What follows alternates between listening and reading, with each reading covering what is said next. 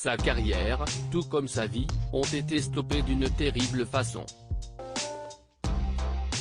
Dans la nuit du 26 au 27 juillet 2003 dans leur chambre d'hôtel en Lituanie où elle tourne le téléfilm Colette, une femme libre, Marie Trintignant reçoit plusieurs coups de la part de son compagnon Bertrand Cantat, avec qui elle vivait depuis plusieurs mois une relation tumultueuse. Une vingtaine de traces de coups et apparentes seront recensées, tandis que la comédienne s'éteint le 1er août suivant des suites d'un œdème cérébral, causé par les coups portés. Une tragédie, élevée en symbole dans la lutte contre les féminicides, que Nadine Trintignant n'avait pour ainsi dire, pas vu venir.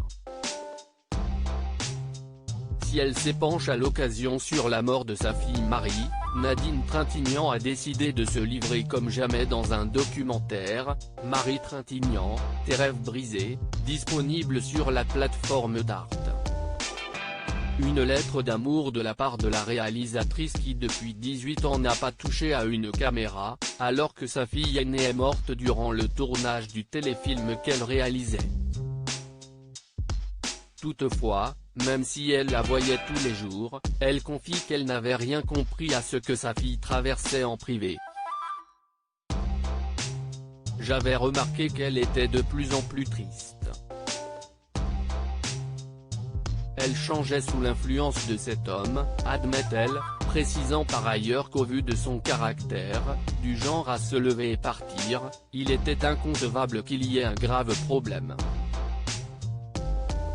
Nadine Trintignant n'a pas pensé que Marie pouvait se faire battre, même un SMS que Marie Trintignant a envoyé 2 semaines avant le drame à sa mère Nadine n'a pas mis la puce à l'oreille à cette dernière, qui précise que leur rapport était souvent sur le ton de l'humour. Dans ce message, elle citait un vers de Baudelaire, « Sois sage ô ma douleur et tiens-toi plus tranquille, avant de signer ta fille battue ». Je n'aille pas pensé une seconde que Marie pouvait se faire battre. Ce qui l'a empêchée de partir, si est qu'elle était respectueuse envers les metteurs en scène, et encore plus avec moi, concède l'ex-femme de Jean-Louis Trintignant, qui précise par ailleurs que si elle ne connaissait jusqu'alors pas la haine, un sentiment destructeur, ce n'est plus le cas depuis 18 ans, assumant qu'elle l'éprouverait toujours. Loading widget.